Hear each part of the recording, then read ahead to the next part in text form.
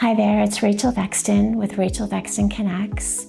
I know that it's been a while since we have connected, but there has been a lot going on behind the scenes. I'm going to tell you a little bit about that. Thank you for joining me today for a Rachel Gets Personal Monologue, where I'm going to chat about a few topics that I hope you are interested in, can relate to, and find valuable. And I'd love your feedback. I have a few questions when I'm finished chatting. As I've said before, this is not really my comfort zone, in front of the camera especially. I've gotten used to the microphone.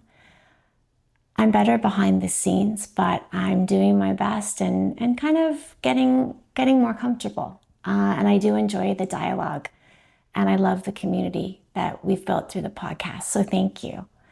In the new year, we have been focusing on planning for a variety of guests and really ensuring that those guests are a diverse group of Canadians that you will find tremendous value in listening to and watching and really hearing their stories, their perspectives, and our discussions. And I think you're going to be really excited when you hear who we have planned for the podcast for 2025. The first guest announcement is to come later this week, so watch for that. We're going to have guests from a variety of backgrounds, and I'm really going to work on having some underrepresented voices also on the podcast. And by that I mean, those who would usually not be heard, those who would usually not be profiled in media or featured on podcasts. And the reason for this is that a lot of these Canadians have really meaningful stories. Well, everyone has a meaningful story to tell. And they have perspectives that you won't hear anywhere else and that I won't hear anywhere else. And I not only want to share these amazing perspectives with you, but I also want to discuss them and learn and hear myself. So watch for more on announcements for guests in the new year. There's just a couple things I wanted to focus on during this monologue as we head into 2025. I know this month is challenging. I've noticed it even in the first week of being back to work. The holiday season and the kind of letdown of that being complete. A lot of people have spent a lot of money during the month of December and prior to that, and now looking forward into a very busy season. My business is very busy. I'm so fortunate that the business is busy, but it is stressful because, we want to do a great job for our clients. And more than that, we want to really exceed expectations for clients. And so there is stress for me to kind of balance that delivery of services and really exceed expectations, but also remember that, my family, my children, my husband, for me, my faith, my physical and mental health, all of those things are balanced with the business. So those are things that I'm kind of working through and trying to ensure that I have a healthy balance as we enter the new year. My son, over the holidays, the tail end of the holidays, became quite ill with pneumonia, and his ADHD, some of the elements around that needed to be changed for his well-being and so that he could be his very best. And I just wanted to kind of talk briefly about this because there are resources, but ADHD kind of falls under that. They fall into the cracks sometimes. And I've seen this in the school board. I've seen this in support systems, both in the private and public sector. And this is to no fault of the service providers who are often very keen to provide more supports for children with ADHD. But neurodiversity has been a huge topic amongst both adults and children. And I wanted to talk about a few things that I do at home, that our family does at home in order to support a neurodiverse child, but also siblings of that child and our family as a whole. Because as we know, when someone is looking at a challenge, whether it be mental health, physical health, a child who is neurodiverse, that has a ripple effect throughout the whole family. And so I just wanted to briefly go over that in case that could help other families, other parents who may be watching, listening. So for our son, we have him at an Indigenous outdoor-based school, which he's really settled into and he loves.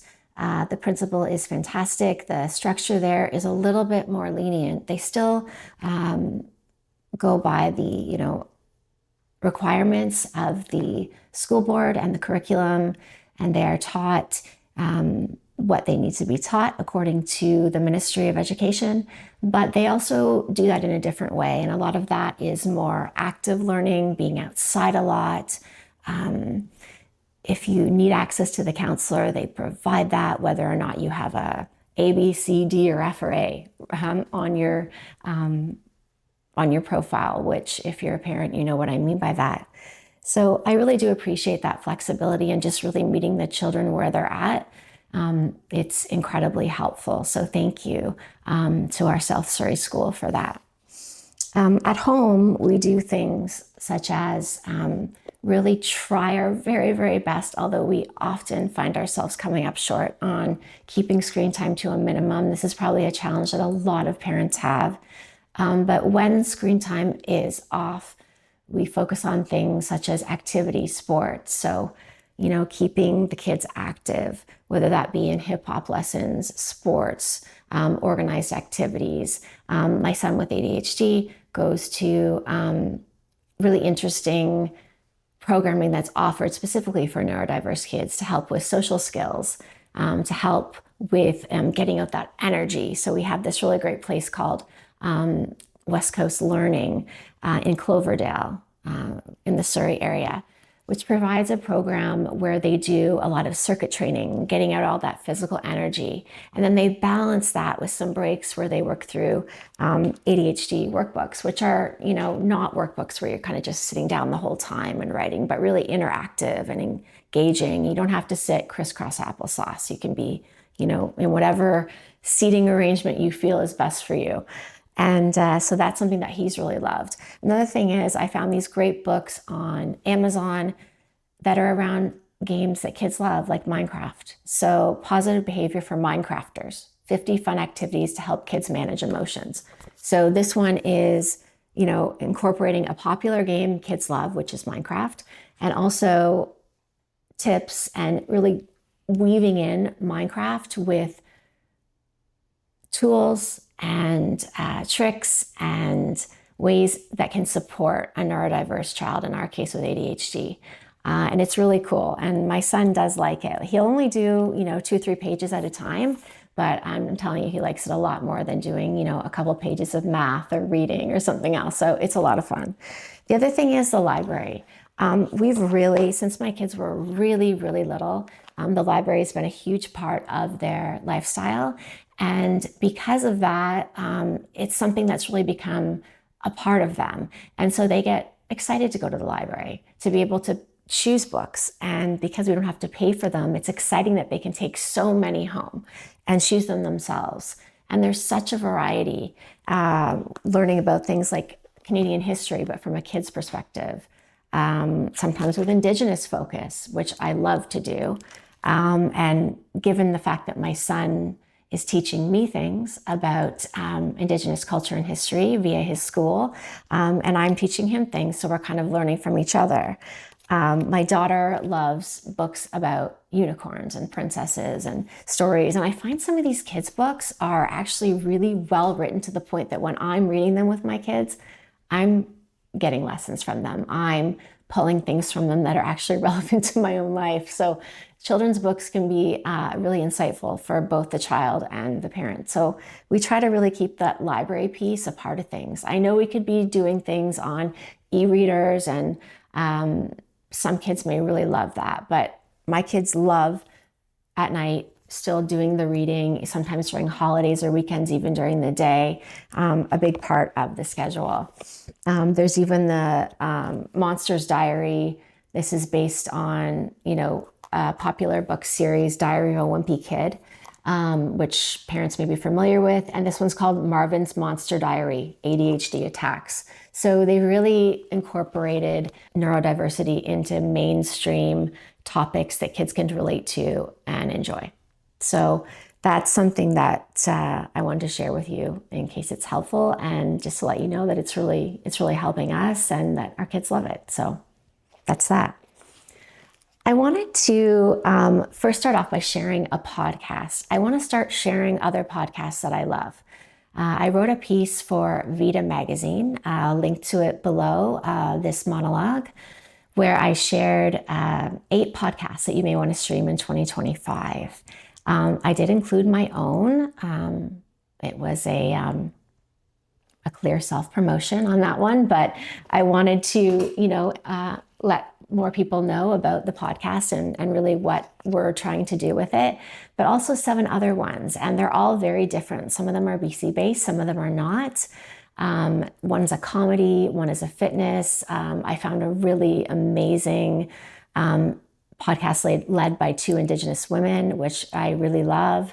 And there's a podcast I wanted to share today that I just found today, actually, and it's called Culture Bites Podcast. And Bites is spelled with BYTES. I'll link below. And the podcast is about Indigenous youth wellness, and it features amazing Indigenous youth in British Columbia. So check it out, Culture Bites Podcast. I have watched just an episode and a half so far. I just discovered it today, but it looks amazing. And so I highly encourage you to check it out as well. We were in Southwest Florida for 3 weeks during the holiday season. And during that time, 3 weeks is a long time to be away. It's the longest time we've ever been away on holiday in the United States or anywhere else. And if you don't know this about me, I studied for my undergraduate degree in the United States in the Midwest. So I studied at Indiana University, a degree in journalism with a minor in communications and a minor in French. And so I spent 5 years living in the Midwest during that time. And I've spent a lot of time traveling throughout the United States in years prior to that and years after. And things have changed when it comes to my perspective on the US compared to what it was 10 years ago. I'm very patriotic. I love our country. I'm so incredibly proud, and a sigh of relief I felt when we came back from our holiday. There's something about being home in your country. But something has changed. We were in Fort Myers. It's a beautiful area of Southwest Florida, and I have to recognize that we are fortunate enough to be in a very nice area of the United States, in a very nice area of the state of Florida. So that's something that I have to preface this with. But there were things I noticed on this trip. It was longer, and things have changed in Canada post-COVID, as we know. And there are a lot of things that the United States is doing right. This has nothing to do with Trump and his leadership, which clearly, as you know me, I have endless problems with, but we don't need to go there. It has to do with really the people who live there, and perhaps levels of leadership on a state by state basis. But here are some of the things that we noticed that we really loved and that we wished Canada did a better job at. And I say this because for the first time ever, my husband and I both said that we would actually consider moving to Southwest Florida, to the Fort Myers area. And I have never before felt as though I'd feel comfortable living in the United States. That's a first for me. Now, don't get me wrong, it would take a lot of thinking on my part, a lot of prayer and discussion, and maybe we would come up in the end feeling like that's the wrong decision, but we really are open to that thought. Not anytime soon, but sometime in the future. And I'll tell you why. There's a few things that we noticed. People seem happier. Now, I know this is a blanket statement, and I know that we can't assume that Americans are happier than Canadians. That's probably not the case. And that's, I would imagine, very hard to even measure. But simple things such as every store, every restaurant, Every opportunity where someone was providing service, they were incredibly, authentically happy, friendly, going out of their way to help. They seemed very happy in their place of work, whether it be at a grocery store, at a bookstore, in a restaurant serving tables. The level of service and happiness amongst those people serving, either they're fantastic actors or they are genuinely enjoying themselves. Now, we are in Florida. We have a lot of vitamin D, the sunshine. So I know a lot of those things play into it. But it was really refreshing to have this really happy, enthusiastic, joyful, almost like we're happy that you're here. We're happy you're a customer. I've found lately in Canada, customer service is not great. People seem very unhappy in their places of work, especially in places like retail stores, restaurants. How they feel in the corporate space, I think, is a whole other topic. But I do ask the question as to why that is and whether or not, a variety of factors play into that. But we really did notice this, and it really changed the way in which we experienced our days there. The other thing was urban planning. So I don't know if you've been to Florida or to Southwest Florida in the Fort Myers area, but we stayed right outside of downtown Fort Myers, about 10-15 minutes. And on the drive in, we noticed this really smart way of urban planning. I'm not an expert in this, but I have worked extensively with real estate developers and within the real estate sector, also with Urban Land Institute, British Columbia. And we noticed as we were driving in just how smart the urban planning was. So the street leading into the downtown, along the sides, separate from the roads, so no bike lanes, but really wide sidewalks where people were able to both walk, run, and cycle, and the roads for vehicles being separate. And that's just a really great way to step out. And behind that is, housing, single family homes for the most part, but also, a few low-rise buildings, not a lot of density in that area. I know that there are a lot of people there, and it is very different when it comes to the population and the number of people. But I did have to comment on the way in which I saw the city laid out, the way in which people can walk out of their homes, access immediately this huge wide sidewalk that's accessible to them for walking in the morning, cycling, jogging, that is not at all mixed with the controversy of bike lanes and road traffic, was really nice to see.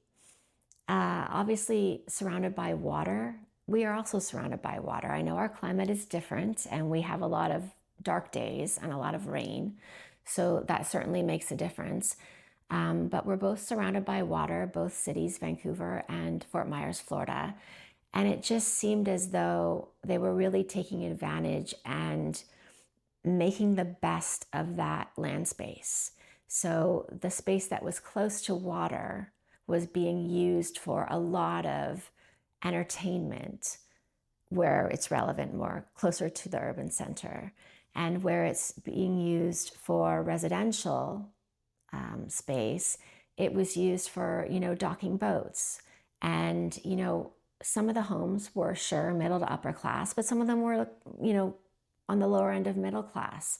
And, people had much smaller boats or none at all, but still had access to that waterway and perhaps, hiring a boat, renting a boat, or riding on a neighbor's boat.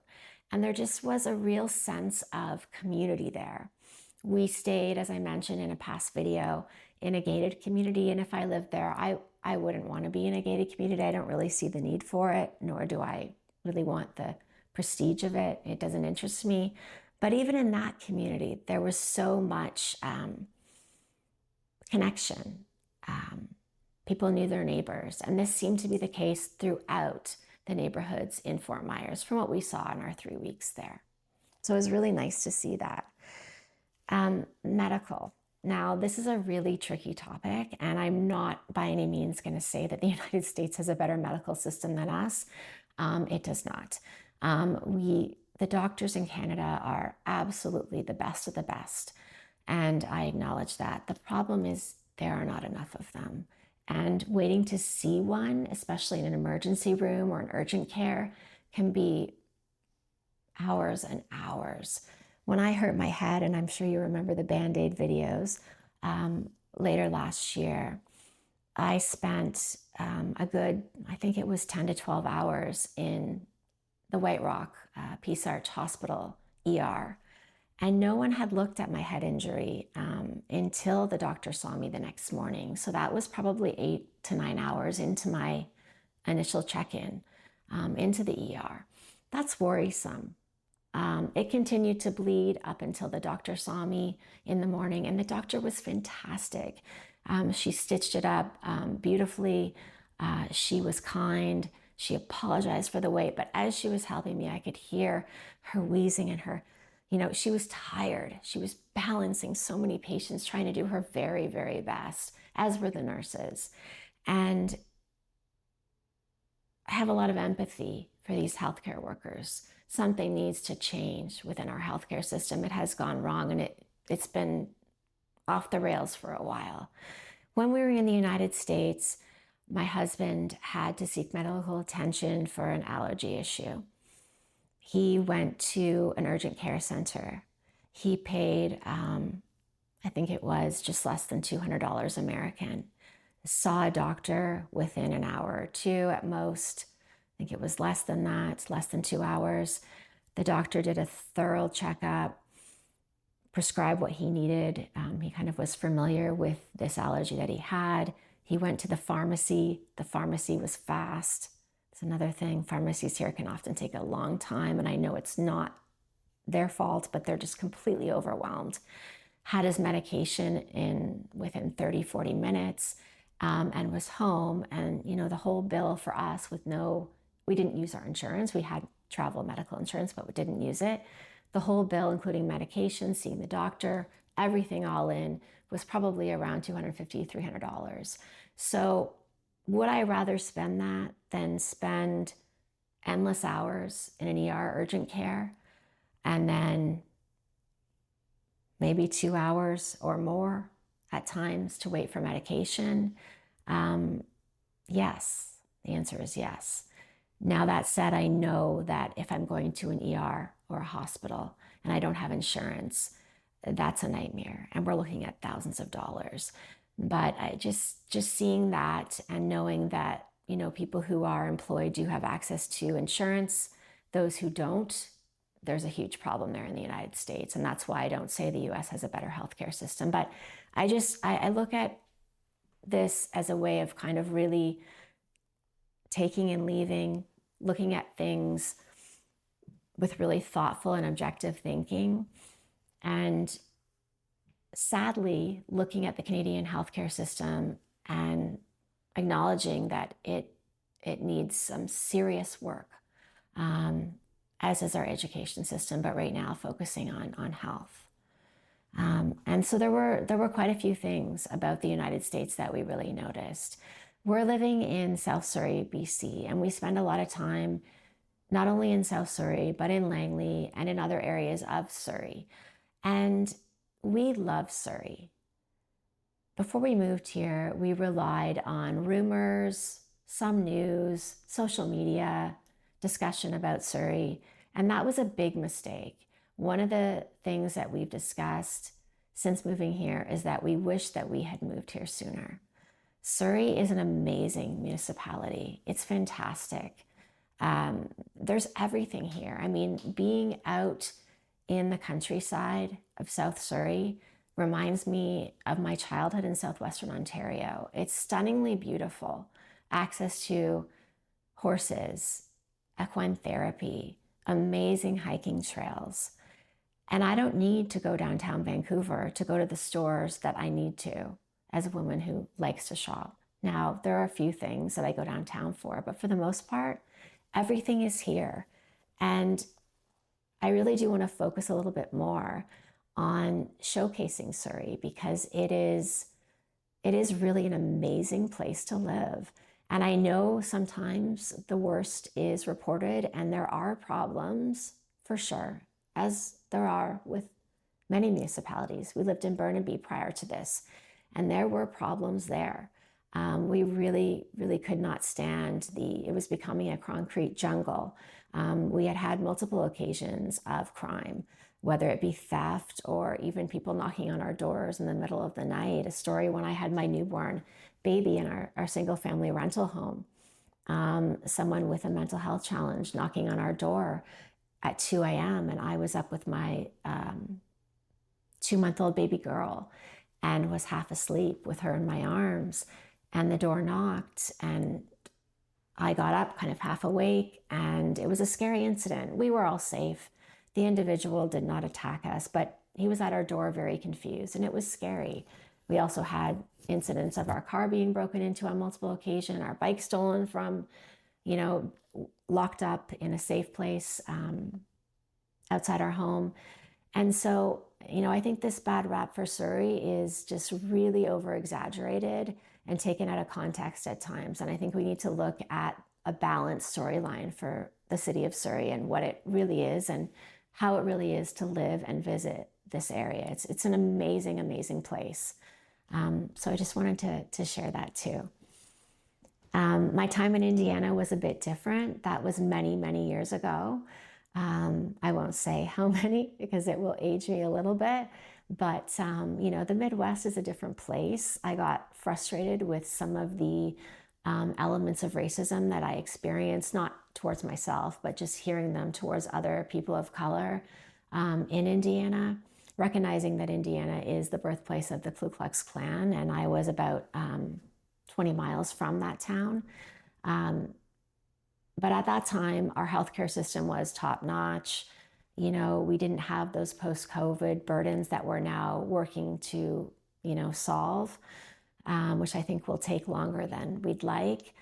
So I could have, picked up a green card after I finished my degree and then see if I wanted to stay in the United States, but I ran home. I wanted to be back in Canada because, at that time, it really was a well-functioning nation with amazing healthcare and education. Now, at that time, I didn't have children, but I did experience the education system myself. I think our public education system has always needed improvement. I had to go to private school, and I know my parents spent everything they had to send me there for high school. I attended elementary public school back in those days. But things have changed. I ran home after Indiana, although I loved it and I love Indiana. But now, 2024, 2025, being in Southwestern Florida, which remember is a conservative state and many support Trump, we felt comfortable, and I'm a very liberal person. Our family really does slant on the liberal side of things. We loved it. So it's interesting, the dynamic between US and Canada, how that's changed. How are we going to improve our country, especially with recent news of Trudeau not being our next prime minister? Who's going to be our next liberal candidate? And can that person be a little bit more, I don't want to say hard-handed, but just bolder, bolder in being protective of our country, in speaking out for the strength of our country, and in taking some risks for the health of the services and supports and the areas that need improvement here in Canada. And remember, I speak not as an expert in politics or sociology or any of those things, and I don't work in the public sector as a nurse or as a paramedic. So this is just from a professional who, I work with nonprofits, I work with both on the Indigenous side and the non-Indigenous side.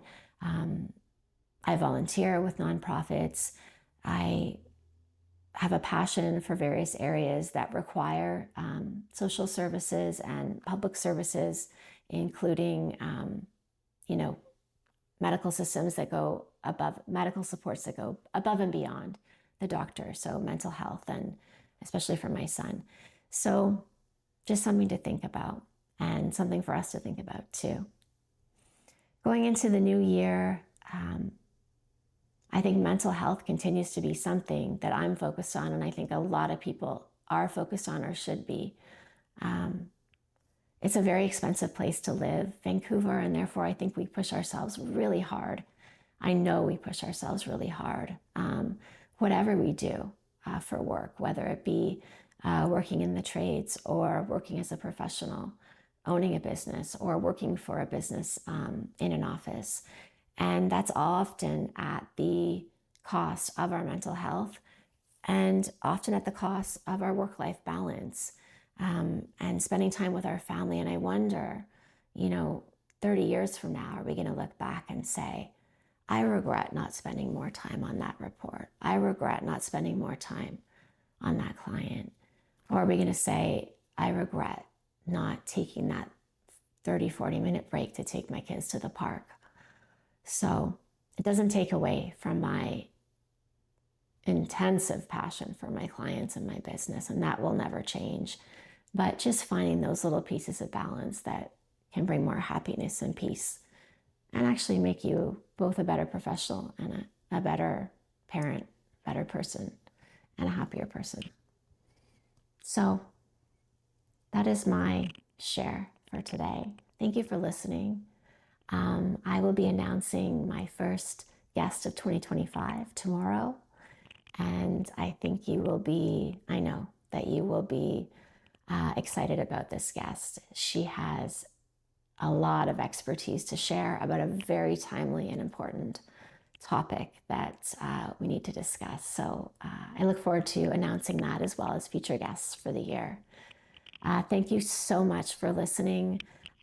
Remember that this is an audio podcast on all platforms except for Spotify, where we are now visual.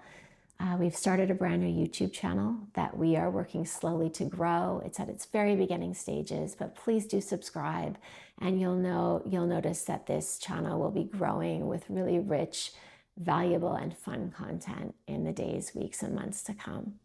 So thank you for being a part of the Rachel Thaxton Connects community, and I hope that you have a great January. Get outside, go for some hikes.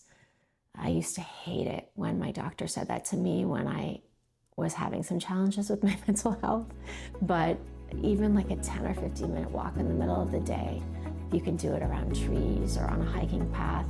That fresh air is going to make all the difference. Take good care, and I'll talk to you soon. Thank you so much.